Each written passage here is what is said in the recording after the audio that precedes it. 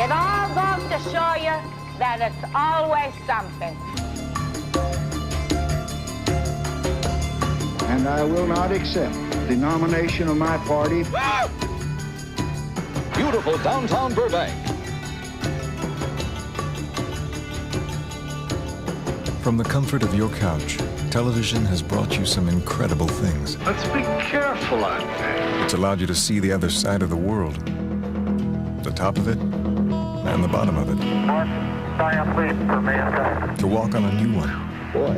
And to boldly go where no man has gone before. From the comfort of your couch, television has put you in the middle of conflict. Debate. Laughter.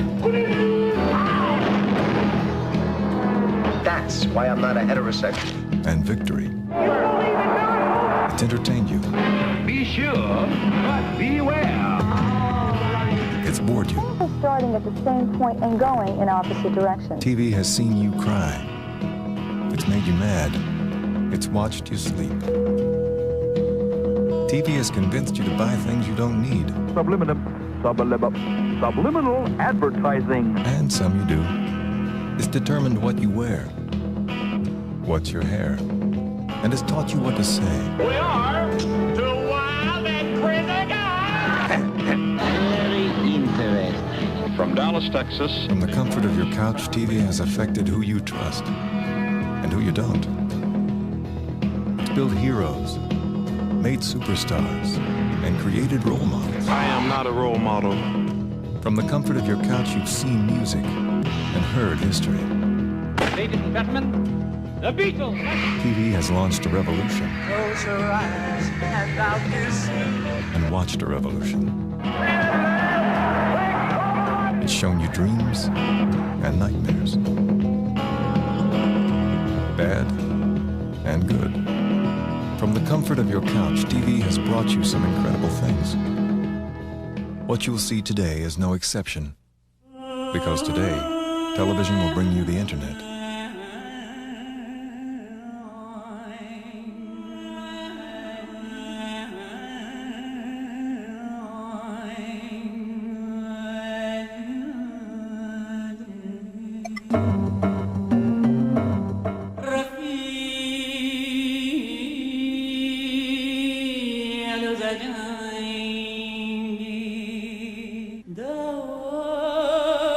We won't tell you that TV will never be the same, because it will. It's you who'll be different. Just watch.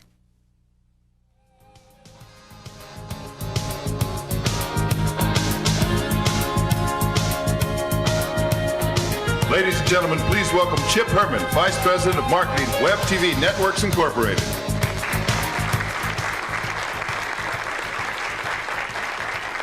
Good morning, and welcome to a truly historic event in television history, the introduction of WebTV Networks and our consumer electronic partners. In addition to greeting you here in the auditorium of the Equitable in New York City, I'd like to welcome those who are joining us on our live satellite feed from San Francisco, as well as our nationwide audio link. We'll be hearing from these folks later in our presentation as they'll participate directly in our Q&A session following the formal event. To get started, I'd like to introduce Mr. Steve Perlman, President, CEO, and co-founder of WebTV Networks. Steve? Hello. Hi. I want to thank you all for coming. I especially want to take a moment to thank everyone in San Francisco for coming at 8 o'clock California time. And the reason we're talking about TV history is that, in our opinion, what we're doing today, that is bringing the internet to a TV, is truly a historic event. And I also want to mention that there was a particular choice of why we did it in both San Francisco and New York. I'm sure you all know who invented the telephone, Alexander Graham Bell, who invented the light bulb, Thomas Edison. But a lot of people don't know that Philo T. Farnsworth, in 1928, invented the television in San Francisco, actually about a block away from the casting couch where everyone is. And the first the first broadcast of television in the United States occurred in New York City in the late 1940s. So here we are about 50 years later, and what What we're really doing is talking about bringing this thing, the internet, which is what we've been hearing about. You see the little www.this.com on TV and so forth. And we're bringing it within the reach of the average person. And the way we're doing it is through our old friend, the television. So if we talk about what makes television such a powerful model, the television is the most sophisticated form of broadcasting we have. It's a one-to-many model. So with sufficient amount of resources, you can create content for television, broadcast it, and people throughout the world can see this stuff. It's a great idea. And unfortunately, you can't do the same thing with the internet. The internet is this interconnected thing. It's a many-to-many model. Okay, rather than having one person who's the publisher and everyone listening, the internet can have anyone be a publisher because the cost of publishing now is so low. And not only that, but the internet allows you to reach things immediately. So rather than having to wait for the particular show to be on at the right time, the internet brings it to you as soon as you want it. Unfortunately, though, of course, unlike television, where there's a high cost of broadcasting and then you can receive it on a low-cost set, with the internet, it's still very complex and it's still reasonably expensive to receive something on the internet. About a year ago, when we started this, I was getting together with Phil Goldman and Bruce Leak, my co-founders, and we were looking at the internet. And previously, we've been using the internet for years, and it always had information tailored to people who are scientists, technologists, people in education and medicine, etc. And we were seeing things pop up that suddenly were not tailored for this kind of person. We were seeing CampbellSoup.com with meal planning tips. Okay, we were finding Viacom had stuff up there with their shows and MTV and so on. And we said, hey, this is really great. I mean, the internet now is targeting a consumer audience. Trouble, of course, is it's not reaching a consumer audience. The people who are using it, if you look at the demographics, tend to be people who are pretty technically sophisticated, people of pretty significant economic means and so forth. And so this great mythical, if you will, consumer market for the internet simply wasn't emerging. So he said, you know something? If we can go and tie these two mediums together, this TV broadcast medium with a low-cost consumer price point, and we can bring the internet together, it'd be a very, very powerful mover in our society. And in fact, in our view, it could very well be the most important communication medium for the next century. So it's one thing to go and talk about a consumer product. Now, I can tell you, living in Silicon Valley, that there's an awful lot of companies that come out and say, hey, we've got this great hotshot technology, and it's a consumer product, and you should all buy it. Well, unfortunately, a lot of these things are these techno-gearhead things that cost a reasonable amount of money and so forth. They're not consumer products. Consumer products are actually things that are very, very specific. All right? A consumer product is something which has to have a very specific purpose, okay, a specific value. You've got to go and make it so it's easy to use. You've got to make it so it's affordable. All right? If you wanted to watch the Kennedy debates in 1960, all you had to know how to do was turn on the TV and turn to the channel. Okay? If you want to connect to the internet and see something on there, well, okay, you got to know what the URL is. You got to set up the right PPP or SLIP, the right handshake. I mean, do you know where hardware handshaking is? Well, you need to know that if you want to use a high-speed modem. All right, you got to have all the wires hooked up, the internet service provider, you got the right phone number, the lines. It gets to be really complicated. And before all is said and done, if you want a high-performance computer, not a minimal computer, you're talking about a couple $1,000s. All right? Simplicity is what it is to turn on a television set. Now, the other thing about utility is if we go and say, okay, here's a product, great, it can let you browse the internet, that doesn't solve a consumer problem, okay? Telling somebody who's interested in gourmet cooking that here's a device that can help you find recipes throughout the world, that's utility. For someone who's interested in sports, here's a device that can help you find a particular score of a game that just occurred, that's utility. Here's a device that can allow you to sit down with your child and see what the Hubble Space Telescope is looking at tonight, that's utility. And the last thing is affordable. Well, we talked about these high-priced sort of gearhead equipment. TVs are mass-market consumer products. And when you're talking about a mass-market consumer product, you have to be very aware of the fact that everyone does not have an arbitrary budget, okay? And people aren't going to spend a lot of money. And in fact, if people are going to spend that kind of money, you know what? They might as well buy a computer in a lot of ways. So with that, what I'd like to do is introduce WebTV. And WebTV is embodied here in our trial unit. These are the boxes that we have in hundreds of homes throughout the country right now.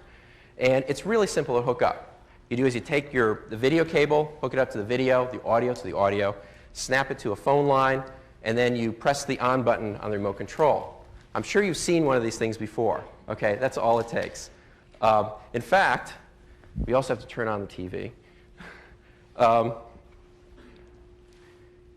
You just do is start this up.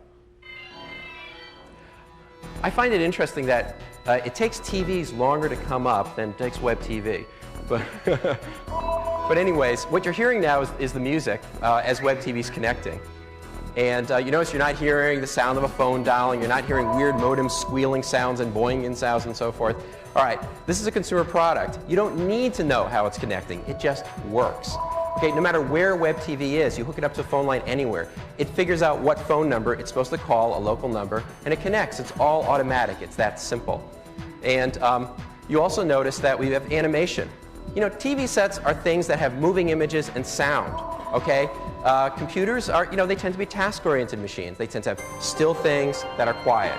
All right, so we've repackaged the internet to be designed for this type of medium. So what I'd like to do is talk a little bit about what WebTV is.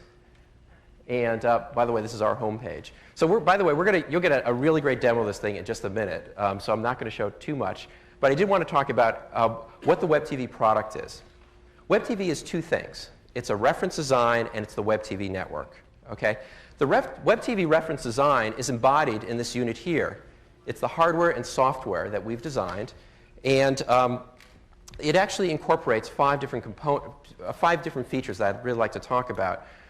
For one thing, despite the fact that WebTV will be the least expensive device you'll be able to buy at a consumer electronics store this fall to browse the internet, it so happens it'll be one of the highest performance systems. WebTV has a 112 megahertz, 64-bit MIPS R4000 processor with digital signal processing extensions. And if you don't know what that means, let me tell you, it's a very high-performance CPU. It's a no-compromise CPU. In fact, you may have heard Nintendo talking about the new Nintendo 64 video game that will be introduced this fall, and about how it has an extremely high-performance processor. Our device outperforms it. WebTV also has an extremely sophisticated video output technology. The people in the booth upstairs and in San Francisco, and any of you who are in the broadcast industry, know what D1 class video is. D1 is reference standard video. It doesn't get any better than that. Digital D1 decks, you might have a couple of them at CNN or NBC. They use it for their master tapes. And usually, most production is done in lower quality formats. WebTV only produces D1 class video. That's it. Okay? Actually, every time I've designed something in the past, it's been something less than perfect video, and I've always had to explain how much less. So this time, I don't have to explain it. It just does it. The other thing we've designed is a technology called TV lens technology. If you just take a computer output and put it on a TV, it flickers, it's hard to look at, and so forth. What we do is very sophisticated image processing, actually very similar processing to that which is done to enhance satellite image photos in real time. And what it does is it not only stabilizes the image, but it makes a razor-sharp image even on a very low-end TV. And I'm not joking about that. We have a 1963 RCA Victor TV in our office. It's great. It's in this wooden console and everything. Just for fun, we put WebTV on it. It works. Okay? And of course, if you happen to have a high-end TV, it takes advantage of every bit of the resolution of the system. So it's really pretty wonderful. As far as communication goes, I'm sure you've heard of something called a 28.8 kbit per second modem. That's the state-of-the-art modem. Well, WebTV runs faster than that. It has a 33.6 kbit per second modem. You may not have heard about that. It's a standard that's going to be introduced to the PC world this fall. And all WebTV systems include that capability. And WebTV also has very sophisticated technology in it for improving the experience as far as the user interface and navigation. We have some of the best user interface designers in the world who have worked on the system, and they've made it so that it's designed to be used from 12 feet away, not 12 inches away. And basically, all you really need to know how to do is use this remote control. And the other part of WebTV is the WebTV network.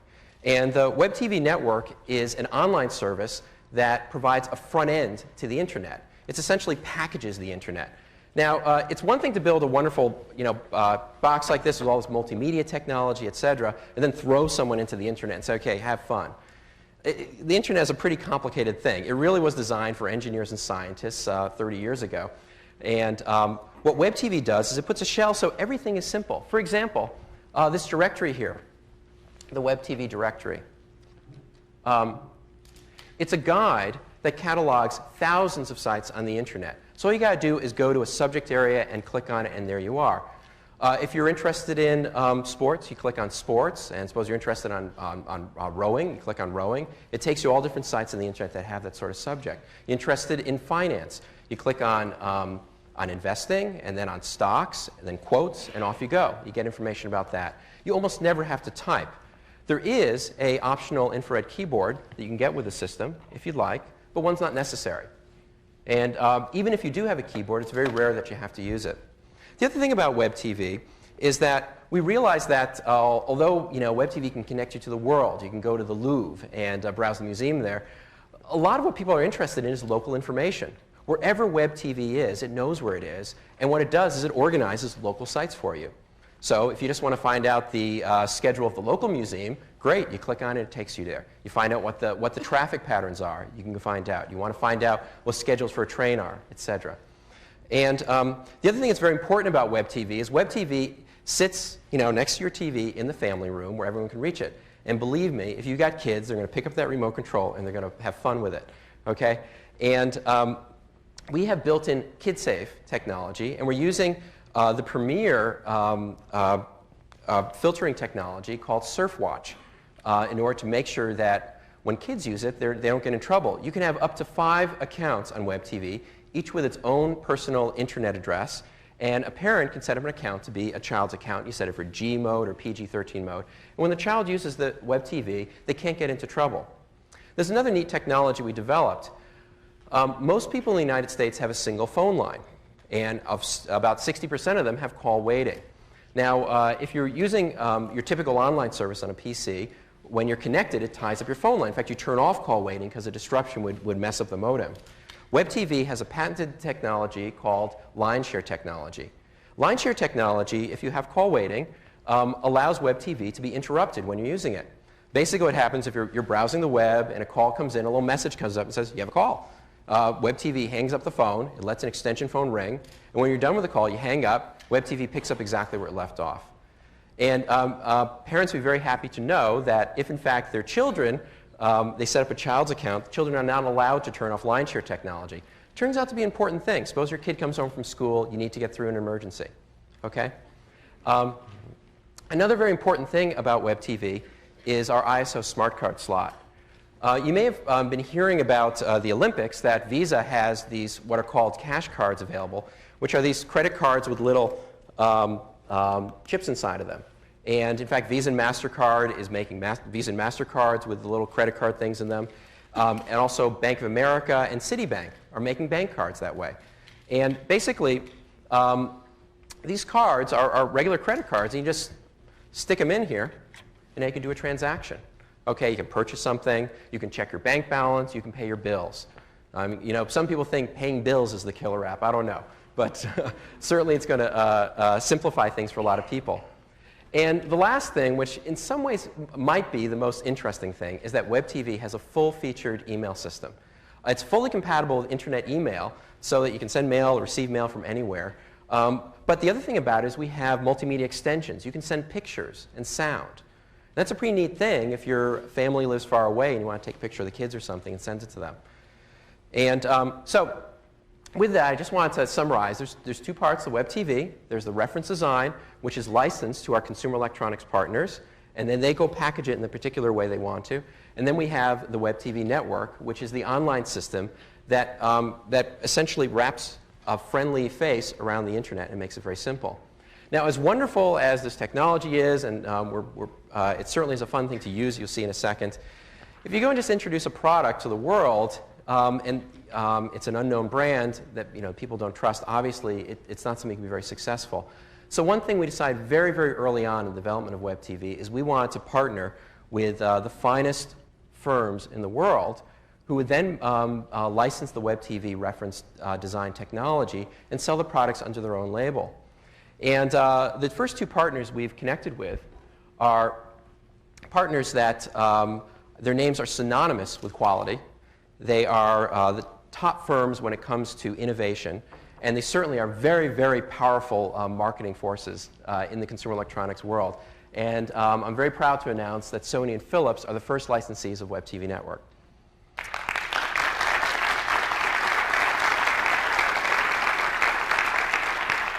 And you'll be hearing from representatives from Sony and Philips shortly. One thing I'd like to say, though, is that we've been keeping this thing secret for quite some time. In fact, considering the usual leaks we have in Silicon Valley and people that are wandering by our office to hack into our high-speed connection to the internet, and we won't talk about that. But anyways, we managed to keep this thing secret and quiet all this time. And it's actually quite a relief to finally be able to tell everyone about the great relationship we've had with these companies. Sony and Philips both have just been outstanding. The caliber of the people that we've had an opportunity to work with is right up there with the kind of caliber of the people that we have at WebTV, and we have some really great folks there. And I don't think it would have been possible for us to deliver a product nearly as quickly or the sort of quality that we've been able to do thus far. And I think the best of it's going to come out when you see what we've got in store this fall with the marketing plans and joint development that we plan to do with Sony and Philips. So with that, I think you've heard enough about the concept, and we're going to get to do something we've been waiting a very, very long time to do, and that's to finally show you the system. Before we do that, I'd like to recognize, I think it's 83 right now, I was just told, about 83 people that we've got back in Palo Alto, California, who have been literally working night and day to get this thing done, and with incredible diligence and incredible creativity, and to get this product out in the form it is, not just something which is usable and so forth, but something that's inexpensive and something that's delivered on time and something that's safe and reliable. And you'll be meeting the three founders, and I'd like, Phil Goldman, as I said, is in San Francisco. I'd like to now introduce Bruce Leak. And Bruce Leak is a person I've had the privilege to work with for about a decade now, and we've created some pretty cool technologies in the past that are past lives, but I'll have to say something that this is the neatest thing we've ever had a chance to work on together. So, Bruce.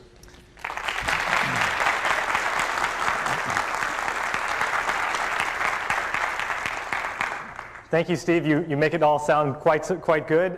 Fortunately, I'm the one that gets to give the demo and actually show off the great work that the people who are with us in San Francisco have worked so hard on.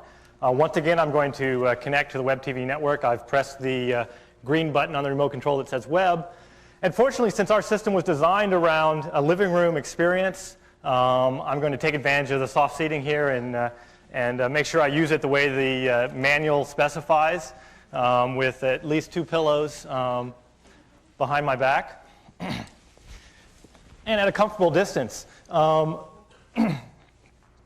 As Steve mentioned, early on it was obvious to us that regardless of how much technology we put into the box itself, that wasn't sufficient to deliver the internet to the consumer audience, and that the service was going to be key to that. And we started on the service at the same time we started on the box. And the service really has 2 very important pieces.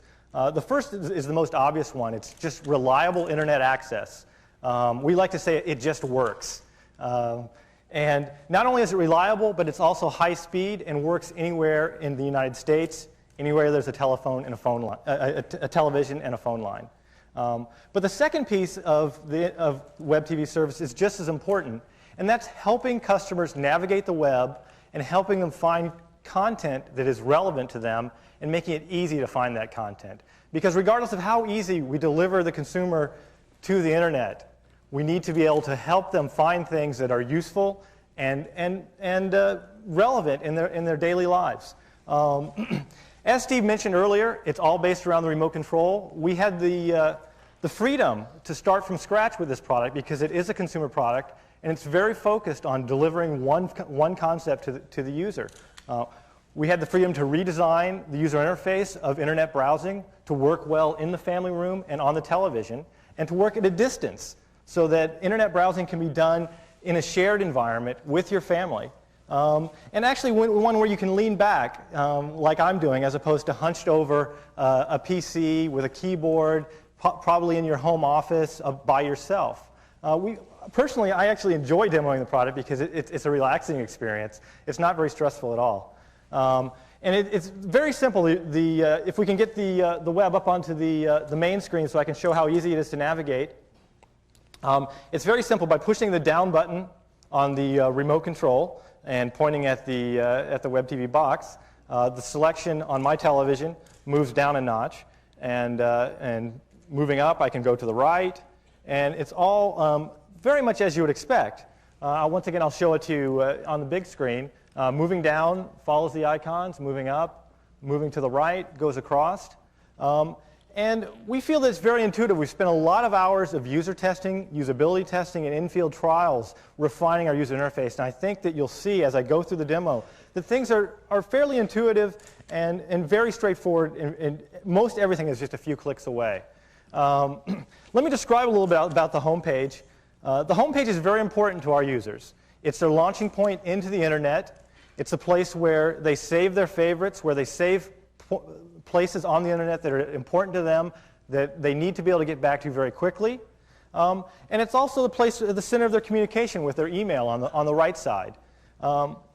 As Steve mentioned, one of the big draws of the internet is the wealth of content out there. But that can also be a difficulty for new users of the internet because there's so many choices. So one of the very important things that we did right at the beginning was create an internet directory that categorizes all of the internet sites across the world and just takes the best of them and places them in categories that we feel are familiar to a television viewing audience and with a user interface that is easy to navigate. Here I've gone into the directory. I'm checking out the entertainment section. And underneath the entertainment section, which is actually a fairly full section because we feel that entertainment is going to be an important category for our users, I'm going to look at the TV-based sites, somewhat relevant for this day in TV history, and go ahead and look at the popular shows categories. Now, as you will notice in the popular shows categories, there are icons for the different sites. The site I would like to show you today is the Friends site. It's the site that NBC uses to promote the very popular television show Friends. And one of the reasons I like this site is that it's actually very basic. It clearly was designed for a computer. It has a significant amount of text that describes the cast, their background, the plot of the show. But additionally, they have some thumbnails, imagery of the cast that are stored as JPEG images on the NBC site.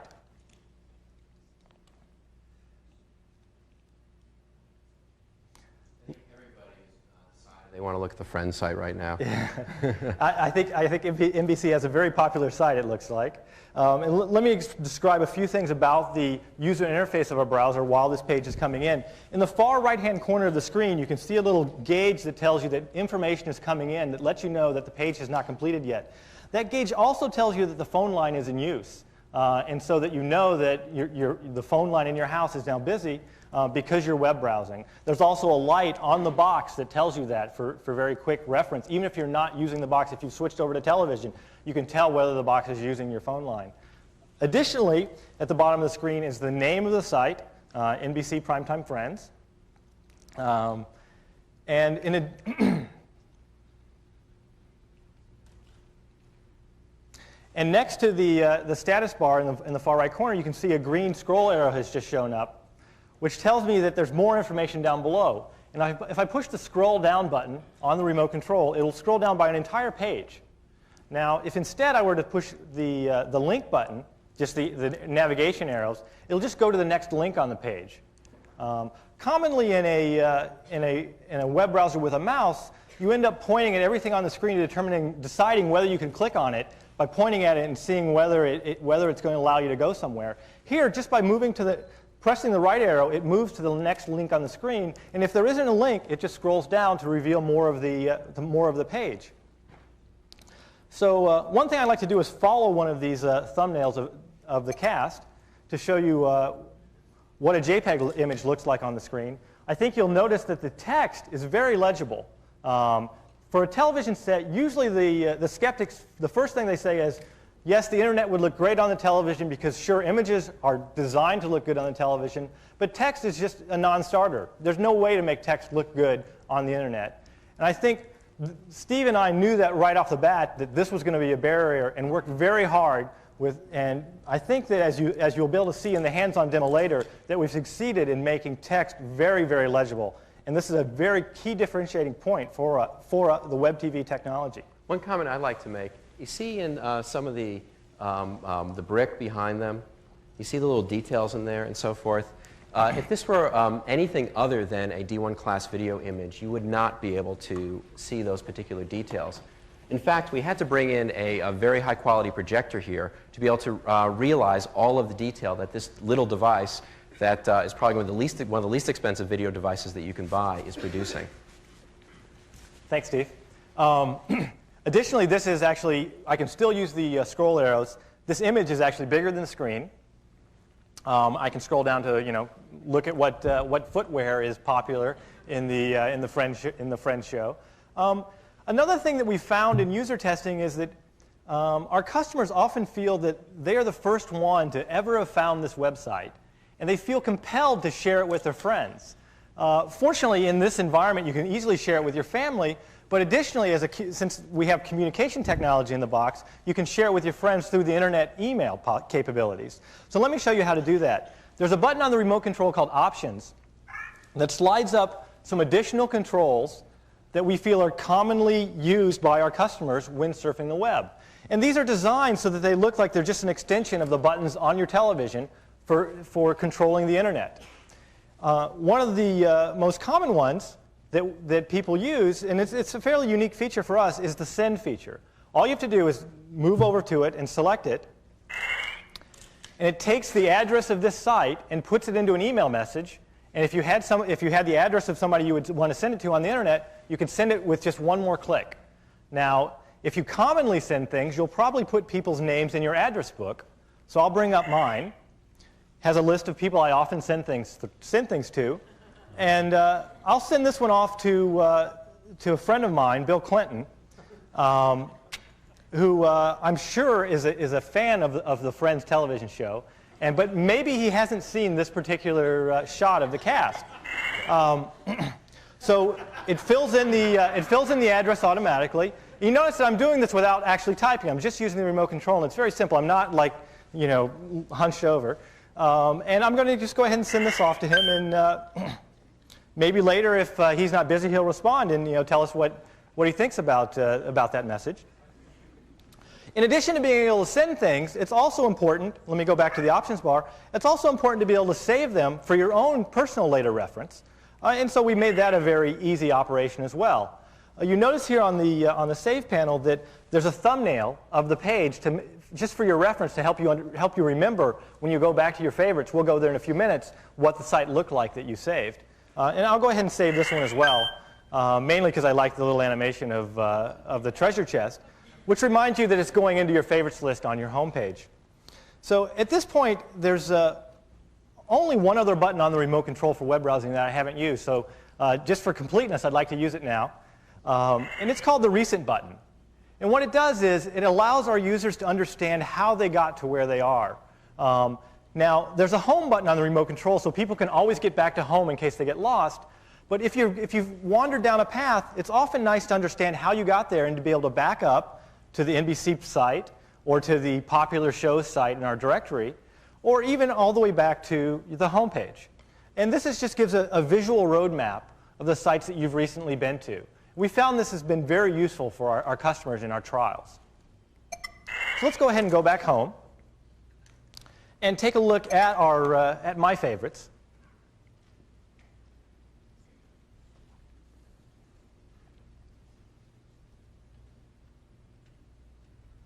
So you notice I have a stock quote service, so I can quickly check some stocks, a kids home page, some information about the games in Atlanta. This is actually a daily that comes out and tells you what events are happening each day. It also has several cameras around Atlanta that show you live pictures of what the weather looks like in Atlanta today.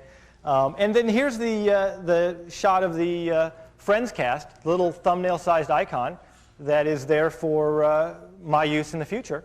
Another thing that Steve would be very unhappy if I didn't show you is the little application that we have called the Weblitzer, which is actually simply a web page that has MIDI resources under it, like many web pages out there do. Let me go ahead and play show you how easy it is to play a MIDI song from our web browser.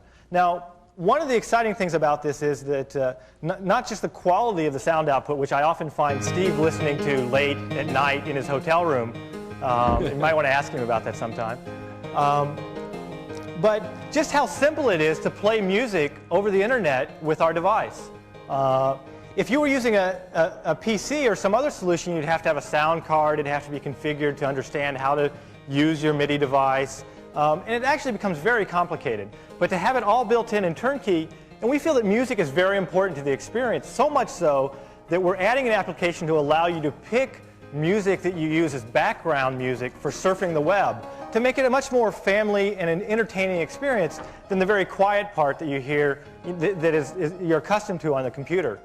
It turns out that even Internet Explorer has an HTML tag that allows people to put background music, and some people do. And I think that with the advent of WebTV, more people will use MIDI music on the background of their sites just to add some flavor.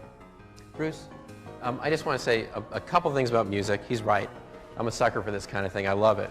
MIDI is Musical Instrument Digital Interface, and what it actually is a description of notes. What happened in the couple of seconds after he pressed the button before the music started was a whole sheet of music came down. And if we could bring up the volume on this just a little bit, I'd like you to hear the quality. It's CD quality, 16-bit, stereo. That's all we generate. This piano is being synthesized in real time entirely in software. There is no sound chip in this system. There's no sound card. This is our processor ticking along, modeling this instrument. And the reason we're showing you a piano, if you ever go to buy a synthesizer at a store, always try out the piano. And the reason is, if you're trying to model a bore instrument, like a clarinet or a trumpet or a trombone, what you do is you just digitize one of the notes and you can change the pitch. It sounds pretty good. A stringed instrument like a piano is very difficult, because if you hit one string, the other strings nearby resonate, right? So the sound at the lower end of the piano is very different than the sound at the upper end of the piano. So to have a computer actually model that and synthesize it in real time is very, very difficult. So we're particularly proud of this. WebTV can synthesize 128 tonal instruments and 84 percussion instruments, all in real time. Okay, I had my say. I had my say. Let me go back to the home page. Fortunately, there's only one remote control for this particular device. So I've gone and I've shown you how the directory organizes the vast amount of content across the web and categorizes it into categories that we feel are relevant. Additionally, although it's quite exciting to be able to find things around the world, we find that in day-to-day, the true utility comes from being able to access things within 10 miles of your home. And many times our users are surprised to find how much stuff is available on the internet that is locally based content. And so we've actually have a directory dedicated to just information that is local to where you are. And this is the New York area. And we have such things as your local schools and libraries, local government, community, sports clubs, and of course the local yellow pages. If you wanted to order pizza, ordering pizza from a pizza parlor nearby is much more interesting than ordering one from Chicago, unless you really like Chicago pizza, or maybe even Bangladesh. So let's go back to the home page.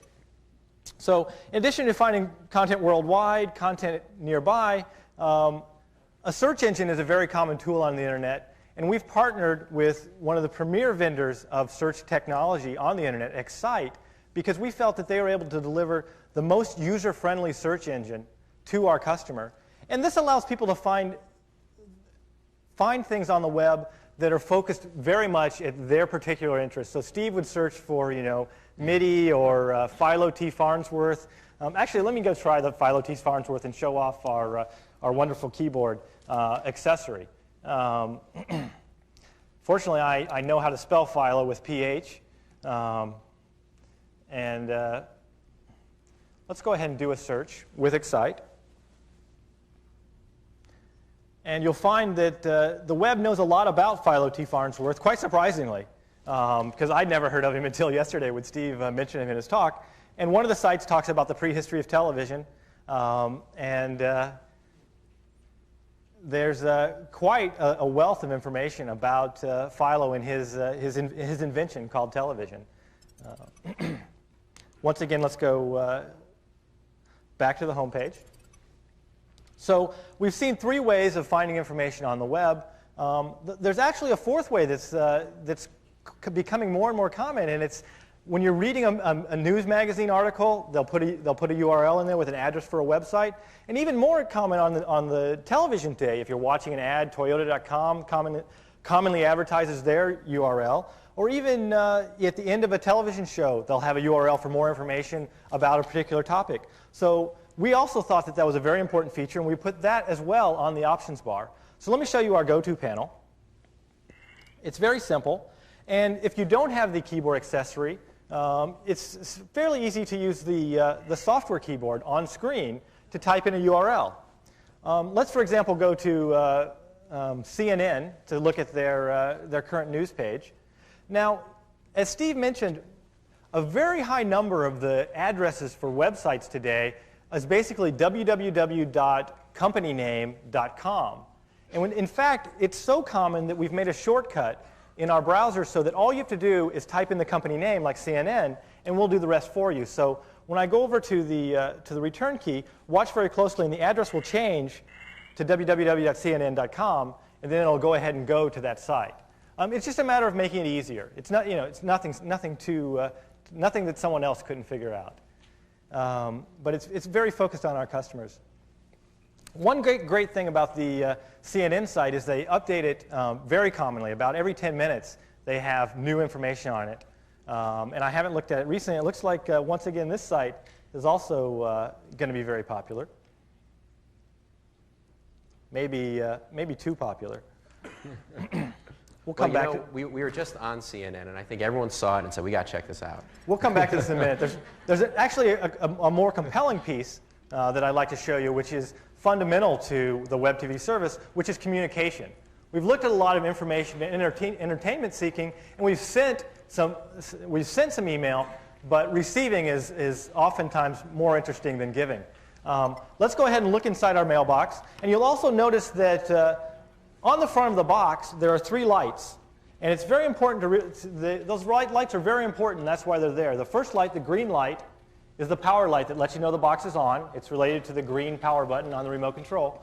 The next light, the yellow light, lets you know that the phone line is in use. And the third light, we think, is the most important. It's the red light that tells you you have mail. And this feature, we feel, it turns the internet mail experience more into an answering machine experience. You walk by your terminal, the red light is on, you say, oh, I have mail, let me go check. And in fact, I have two interesting pieces of mail here. I have one good luck wish from a friend, but I also have a piece from somebody named Autoresponder. Here, let me check out exactly who Autoresponder is. Oh, that's great. Wow, that's quite interesting. There's someone at whitehouse.gov named Autoresponder, and they sent me a very personal message explaining that President Clinton, via electronic mail since June 1993, has received over 1 million messages. Just wait until we have a large number of WebTV boxes out there. How many messages do you think Bill Clinton's going to receive? So one of the exciting things about this is that it's a full-featured internet email experience, but it's very easy to use. If I can use the same keys the same remote control that I use for web browsing, I can scroll down to look at the rest of the message. I can understand that Stephen K. Horn is the director of presidential email, and you know, I was asking myself this morning, who is the director of presidential email, and how can I get that job? Now, the page buttons will scroll by a whole page. This is quite a long message. Fortunately, it's electronic, and we're not wasting government resources on paper and postage here. So they explain that there are 3 public email addresses: president@whitehouse.gov, vice president at whitehouse.gov, and first lady at whitehouse.gov. I guess Tipper Gore doesn't rate. The other very exciting thing, though, from my point of view, is that there are actually links here in this email that came from the White House. And one of the most interesting ones, of course, is the link to the White House homepage itself. So let's go ahead and follow that. The way that many individuals have homepages today, even Bill Clinton and his cat Socks are publishing themselves on the World Wide Web. I guess they're also taking advantage of the fact that it's a very cheap medium to publish information on, and using our tax dollars wisely. Let me go ahead and scroll down. Actually, my favorite piece of this, besides the picture of Bill and Al, is the White House for Kids. I don't know if you guys have spent much time there, but it's actually quite a fun site. It's hosted by Socks, the Socks the cat. And if you get a chance in the hands-on demo later, I really suggest that you check it out. Let's go ahead and go back home. And I've spent some time showing what the basic experience is like and how easy it is to get up and running on the WebTV service. But now I'd like to actually go to some videotape of our trial customers who have used this much longer than me and let you hear what they have to say about it. Thank you. WebTV is the easiest to use internet web access that I've seen. Definitely easy to navigate. I've gotten to the point where I can just operate the remote control without looking. If you can point a remote control and push an arrow sign and push return, you're there. It's easy. It's making the internet accessible to generations of people that wouldn't use computers. Another thing that makes WebTV so easy is the simplicity of hooking it up. When I want to be online in a relaxing environment, obviously WebTV in the living room works a lot better than the PC in the office. I think WebTV will maybe take the kids out of the bedroom or the playroom and bring us all into one room a little bit more. Can't you imagine the wealth of information that you can get by sitting in your living room? Your home theater is now going to be your home information center. It's going to be the place where you go for entertainment, for information, to relax, to communicate. It's going to be the place, it's going to become the center of the household. It's reasonable, it's affordable. Average family may not be able to afford a computer. Using WebTV has just been a fun thing for me, and I'm just very excited about it. I would definitely recommend WebTV to friends, family, anybody. I'm dying to tell the world about it. A key element to the future success of WebTV is our alliance with our first consumer electronics licensees, Sony Electronics and Philips Consumer Electronics Company. These two organizations are among the top tier of consumer electronics companies. Their reputation for innovation, strong brand name, and broad consumer following complements the mass market appeal that WebTV has been designed for. First, I'd like to introduce Mr. Jim Bonin, Vice President of New Business Development for the Consumer Audio and Video Group of Sony Electronics. Jim is responsible for evaluation, development, and introduction of new audiovisual businesses in the United States. Jim, welcome.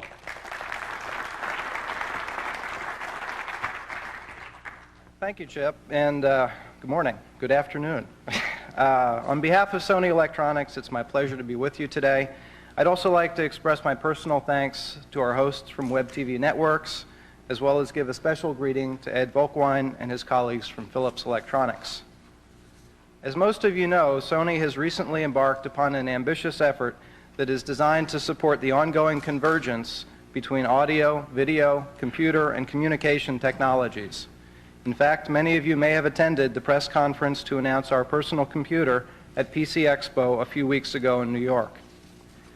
At Sony, the concept of convergence, or AVCC as we call it, extends beyond personal computers to encompass a variety of intelligent consumer electronic products. At Sony, it is our intention to pursue both ends of this spectrum. It also suggests why our relationship with WebTV networks has the potential to become such an important one. Over the past year, Sony has been working closely with WebTV networks in a number of areas, tapping our experience developing consumer AV products. We have provided our expertise in product design and technology, as well as in defining the basic business model. So in essence, this event represents not just a beginning, but an anniversary.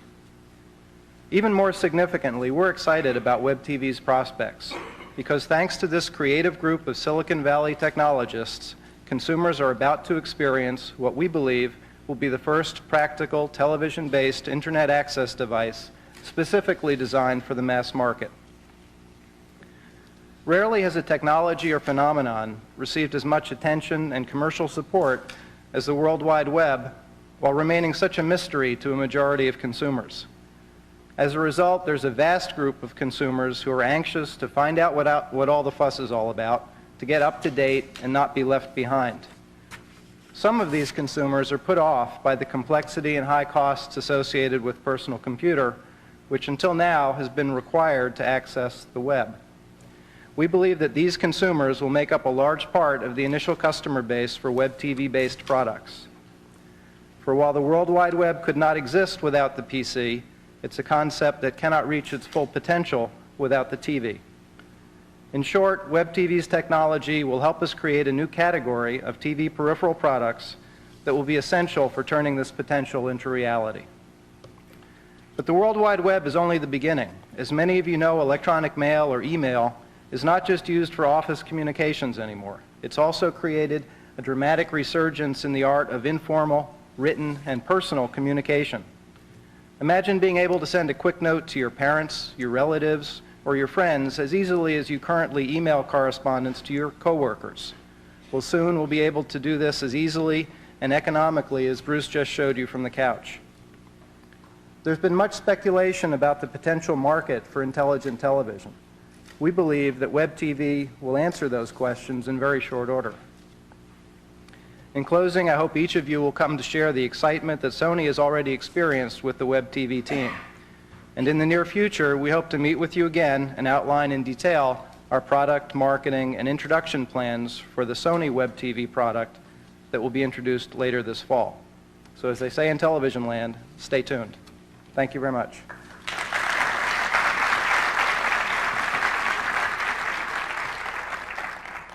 Thank you, Jim. Now I'd like to introduce Mr. Ed Volkwine. Ed is the Senior Vice President and General Manager of Sales and Marketing for Philips Consumer Electronics Company. Ed is a master at consumer marketing and came to Philips from Sega of America, where he marketed industry-leading video game products. He also served as Vice President of Marketing at Prince, a leading manufacturer of tennis equipment. Ed?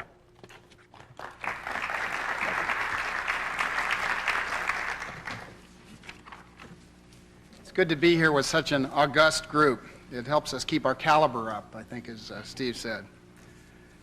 Well, this is a great day for consumers, and Philips is more than proud to be part of it. What we are witnessing here is a giant first step in the convergence of two great but separate mass media, offering consumers a world of information and entertainment. Magnavox WebTV joins television with the internet. It marries the fastest growing and most exciting mass medium of today with the consumer's favorite mass medium of all times. Best of all, it does it now. While others are still delivering vague promises about the future, Philips will be delivering Magnavox WebTVs to the shelves of retailers this fall. The immensely popular and fast-growing internet has grown and prospered despite severe limitations on affordability and ease of use. Up until now, the consumer has needed an expensive computer and special software to access the internet. Now all you need is the Magnavox WebTV solution. It is a consumer product, not a technology product, and it is targeted at the consumer market. research tells us that there are 40 million households waiting for the Magnavox Web TV right now.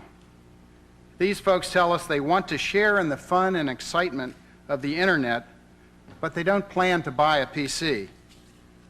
The Magnavox Web TV will be a totally new learning and discovery experience for these consumers and countless others. The internet itself is moving into the mass market arena, with services appealing to non-technical consumers and family audiences. But the missing ingredient has been an easy-to-use product that delivers the internet in a fun, friendly, and interactive environment. The solution is here now with Magnavox Web TV. I was part of a similar breakthrough product the last time I was associated with a net. The introduction of the Prince large head tennis racket made it easier to get balls over a tennis net, just as Magnavox Web TV makes it easier for consumers to get on the internet. Well, Magnavox Web TV fits perfectly with our line of color televisions and with the Magnavox commitment to our Fuse business strategy: friendly, useful, smart, and easy-to-use consumer television products. We understand the consumer market, and we have access to the right retail channels. We expect that consumer electronics retailers will sell the Magnavox Web TV product alongside televisions and VCRs, and we will back them up with an aggressive, world-class marketing plan. This marriage of television and the internet is a natural merger of media made for each other. In some ways, it is comparable to the linking of sound to vision in the talking motion pictures of the 1920s. Today, it is hard for the consumer to imagine a motion picture any other way. We at Philips project a future where it will be hard for the consumer to imagine a television set without internet capability. Magnavox Web TV will set the standard for consumer access to the internet with its ease of use and affordability. For example, access to the internet is as easy as connecting the Magnavox Web TV to any television and standard telephone line. And Magnavox Web TV provides an exciting internet experience with high-resolution pictures and flicker-free performance on any set. That's flicker-free. It's clear that the internet truly opens up a new world of information. This internet excitement is rapidly multiplying, and more consumers want the product now. The Magnavox Web TV will be on retail shelves this year. By year's end, Magnavox Web TV will be bringing American families online. Large screen clarity and flicker-free performance on television screens in living rooms and family rooms will transform the online experience from a solitary pursuit to a shared social activity. Family members and friends will join in the many wholesome activities that the internet offers: reading email from friends and relatives, sampling vacation destinations, gathering information for family and education projects. Magnavox Web TV will be the smart, easy, and friendly way to be online. Magnavox Web TV will make the family television set smarter and more useful than ever before. It is an affordable, mass-market priced, powerful option that transforms an ordinary TV from a passive medium to a participative, interactive medium. The Magnavox Web TV is another example of how Philips is taking the lead in consumer electronics industry by making digital dreams a reality. The internet continues to grow faster than anyone could have imagined even a year ago, and now it is on the verge of taking on a larger and even more dynamic role in the way we live. Consumers have reason to celebrate the marriage of this innovative internet technology with their own television sets. Philips is intensely proud to be playing a key role in bringing Web TV to the consumer. Thank you very much.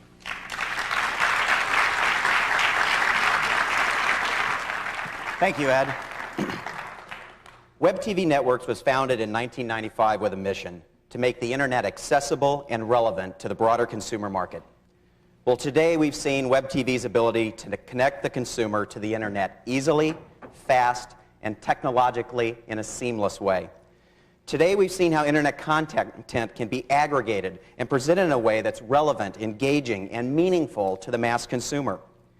We've seen how we can give electronic mail capabilities to virtually every household in America. We've seen how the television will become the communication center that brings the internet into the homes of the mass market. And finally, we've seen the support of consumer electronics partners like Sony and Philips, two great companies committed to bringing high-quality, innovative products to a broader marketplace. We're working together with all of our partners. We look forward to this next great event in television, WebTV. Thank you.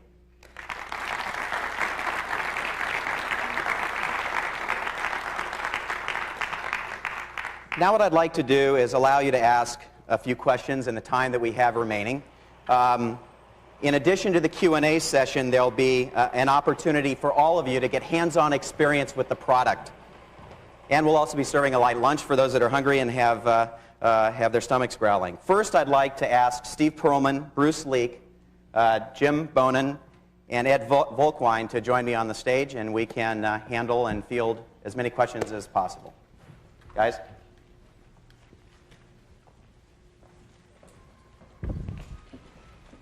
I'd like to ask, when you ask your questions, if you could please direct the question to the member of the team that you have intended the question for, and if you wouldn't mind, state what your affiliation is so that we know who you are as well. Okay? Great. First, everybody ready?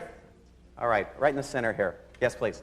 Asking about the smart card slot, I'm interested in the banking applications of this television, and I'm wondering if this is solely for use with existing credit cards that you would use to purchase items on the internet, or if it's something you could also use for a stored value card of the future. You mentioned the ones that are being used at the Olympics. If you went into your bank account and downloaded some cash onto a card. It actually does both. It's an ISO smart card slot. And the exact same, you can actually download cash into a stored value card. You can purchase things with a credit card, with a debit card. Potentially, if you want to give your teenager a $25 budget, you could get a $25 card, and that's it. Great. Next question? Right here in the front again, I'm sorry. How much? How much, I'm sorry? How much will it cost? Oh, the device. The question probably should be directed to our consumer electronic partners. Speaking from Philips, we will certainly be glad to share that with you at a separate venue where we can have a little more privacy, as much as I like Jim. And we'll be doing about the same thing in a location that we won't disclose to Ed. So, but we do intend to be making an announcement later this summer to have all that information. Down here, sir. Thank you. Yeah, I think that's a good question for Bruce. Maybe you also could repeat the question since it wasn't on the mic. The question was, how do we deal with the new class of integrated voice and data, I believe, over the phone line? Well, I mean, internet telephony is a form of communication. And as the standards evolve for that in a digital form, we're very excited about participating in that. And we think it's going to be important, phone line chat. And clearly there's going to be some need for an accessory to have for a microphone. And there are some considerations of whether you want to do that with a headset or whether with a speakerphone technology. But either that's in terms of getting information in, that would be an accessory in the future, or a different version depending on what the licensees want to build to solve that customer need. Part about the lack of a visible email address for sending and receiving anything more than web pages, and also about the watching TV while browsing the web. Okay, I'm not sure I understand the question exactly. Each user of the box has a full internet email address. They can specify what they want it to be under the WebTV domain.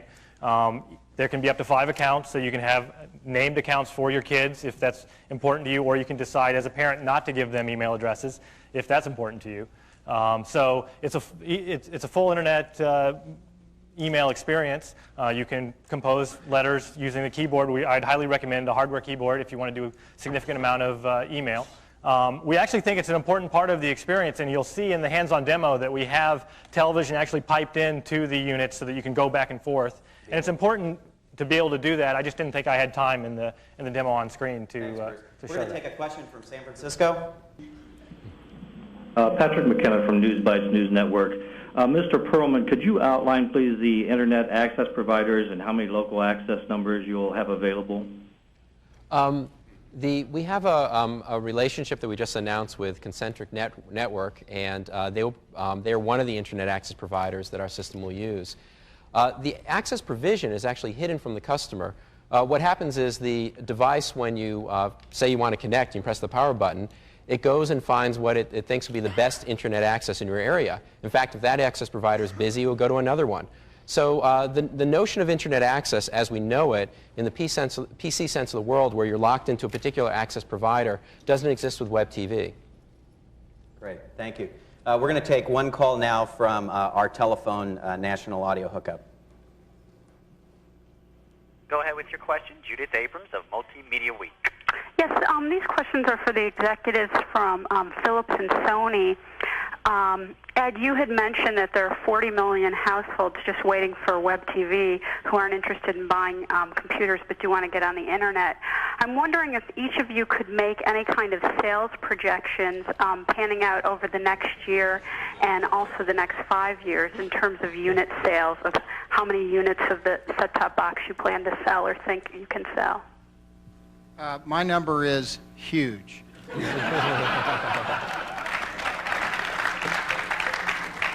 I was going to say a lot. We don't typically get into specific sales forecasts. Great. Over here on this side, please.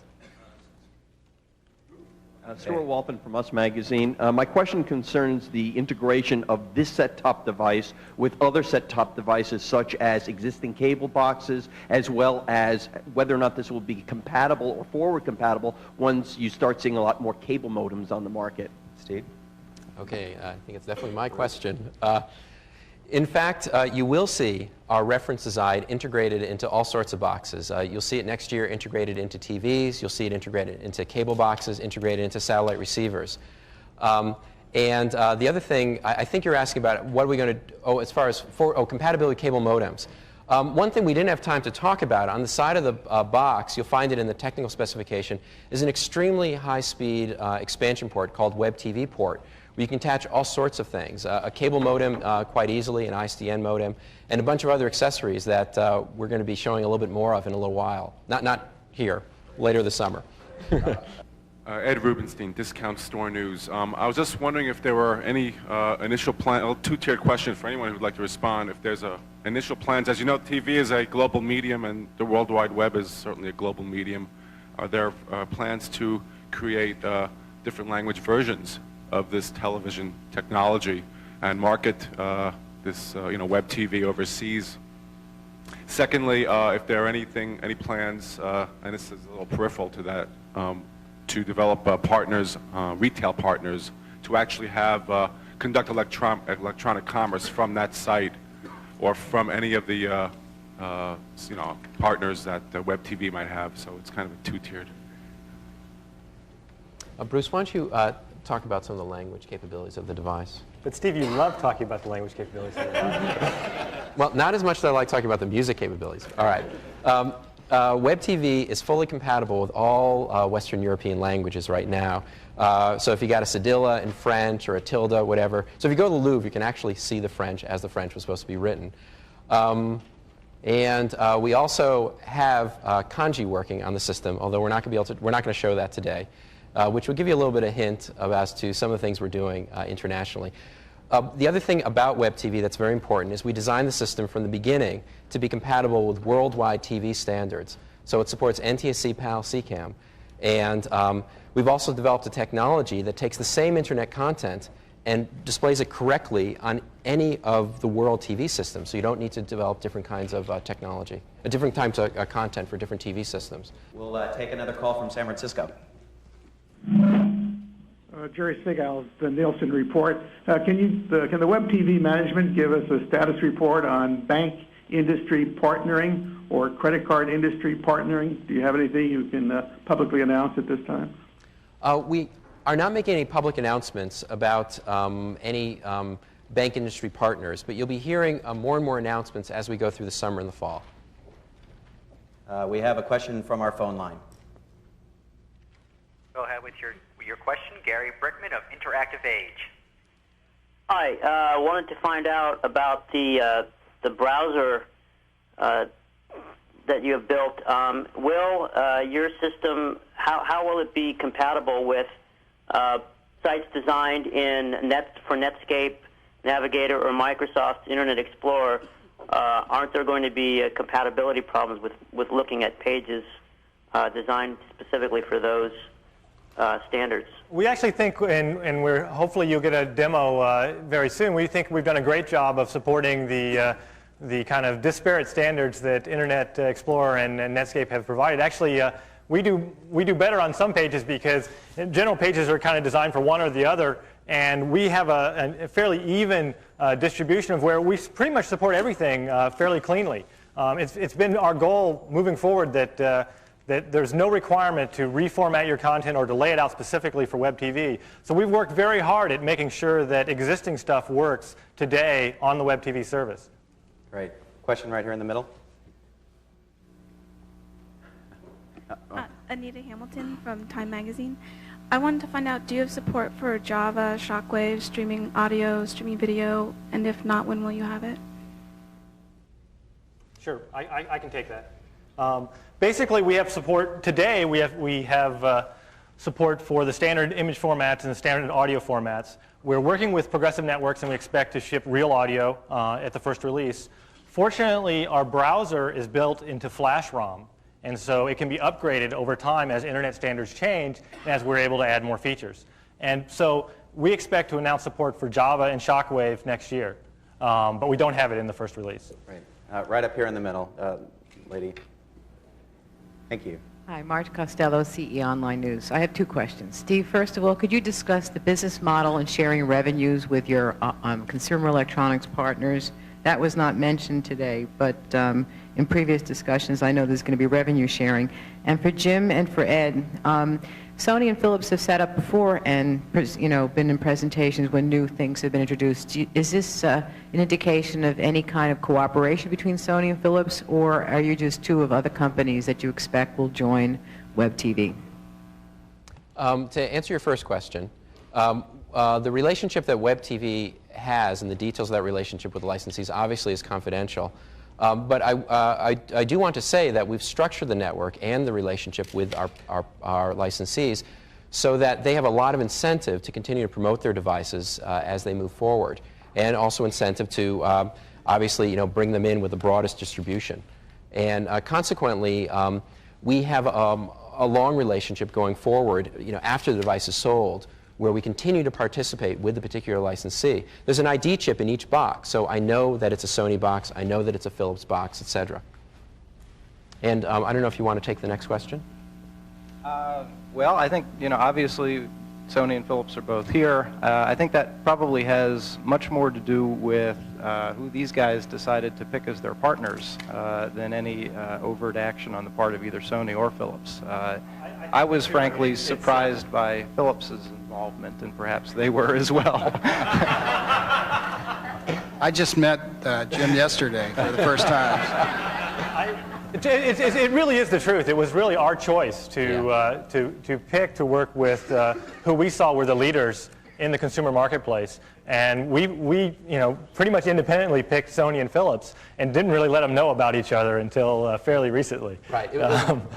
It was a very interesting meeting. The other thing I'd like to emphasize is that there are other licensees. Philips and Sony are our founding licensees. And, and the thing that should always be remembered is they work together with us to bring this thing into being. But we are actively working with other licensees, but this is the day for us and Philips and Sony. And you'll be hearing other announcements later this summer and the fall. Great. I know there are a number of other questions. What I'd like to do is let you know that all of us on the management team will be available to speak with. And probably the best way to answer a number of the questions that are out there today are to have a chance to actually use this product. So what I'd like to do is invite all of you up onto the stage and have a chance to really cruise WebTV and put it to its test. Thank you very much for coming.